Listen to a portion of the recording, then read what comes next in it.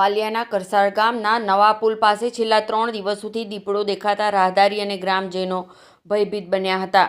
અઠવાડિયાથી દીપડો દેખાતા ગ્રામજનોએ વન વિભાગમાં જાણ કરી હતી. વાલિયા વન વિભાગના આરએફઓ ભાવેશ નકુમના માર્ગદર્શન હેઠળ સ્ટાફ દ્વારા મારણ સાથે પાંજરું ગોઠવ્યું હતું. જે પાંજરામાં આજરોજ 3 વર્ષની અને અંદાજિત 40 થી 50 કિલો વજન ધરાવતી દીપડી પુરાઈ હતી. જેનો કબજો મેળવી તેનું વેટરનરી તપાસ કરાવી તેને જંગલ વિસ્તારમાં છોડી મૂકવાની તજવીજ હાથ ધરી છે. હું રાઉન્ડ ફોરેસ્ટર વાલિયા. આજરોજ કરસાડ ગામેથી અમે દીપડી પકડી લાવ્યા છીએ રોજ સવારે વહેલા.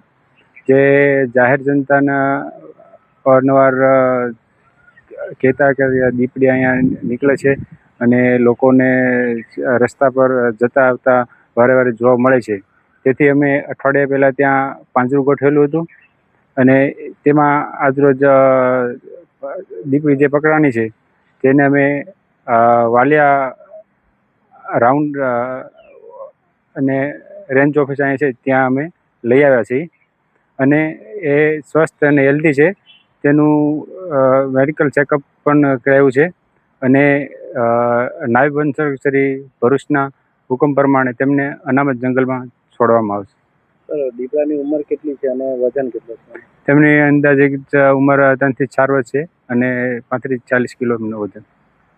આ જ્યાંથી પકડાયો છે તેની આજુબાજુ અન્ય દીપડાઓ ખરા છે? હજુ અવારનવાર આમાં અન્ય દીપડાની અરજીઓ આવે છે ત્યાં અમે પાંજરા ગોઠવેલા છે અને અમુક જગ્યાએ છે હજુ પણ દીપડાઓ છે અવારનવાર.